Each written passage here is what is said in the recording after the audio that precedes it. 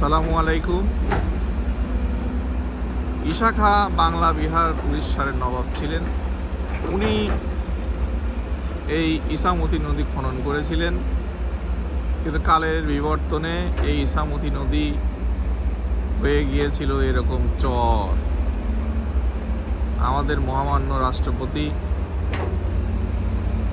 এই পাবনা জেলার দিকে তাকিয়ে তার শুধু দৃষ্টি দেখিয়েছেন এদিকে এবং দিয়ে এই ইসামতি নদী খনন করার কাজ চালু করেছেন এবং অনেকগুলো ভেকু এখানে কাজ করছে।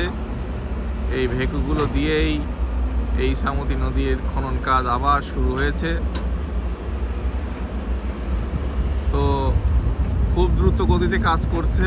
সে বাংলাদেশ সেনাবাহিনীর কাছে এই ঠিকাদারির কাজটা দিয়েছে। আমরা দেখছি যে এই কাজগুলো খুব দ্রুত গতিতে কাজ করে যাচ্ছে। আপনারা দেখছেন যে কিছু কিছু জায়গায় মাটি তুলে তারা নদীর কিছু কার্যক্রম শুরু করেছে। যদি এই রকম নদী হয় তাহলে এরকম স্বচ্ছ পানি প্রবাহিত হবে। পাবনা জেলার মানুষের অনেক দিনের চাওয়া পাওয়া।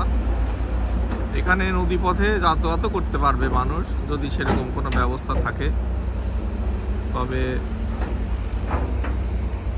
এটা নদীর পার্শ্ববর্তী এলাকা হবে।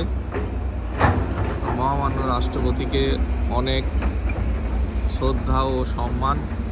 তার উদ্যোগে বহু বছর পরে এই ইসামতি নদী আবার বহমান হবে ইনশাল্লাহ,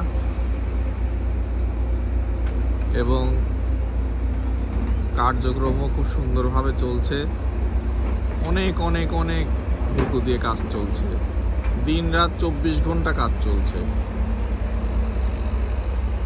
এটা পাবনাবাসীর জন্য অত্যন্ত সুখবর যে শুকনো মৌসুমে আমাদের যখন পানির প্রয়োজন হয় তখন একটা জায়গায় আগুন লাগলেও পানি পাওয়া যায় না নিভানোর জন্য। ফায়ার সার্ভিস পানি পায় না, পানি শেষ হয়ে যায়।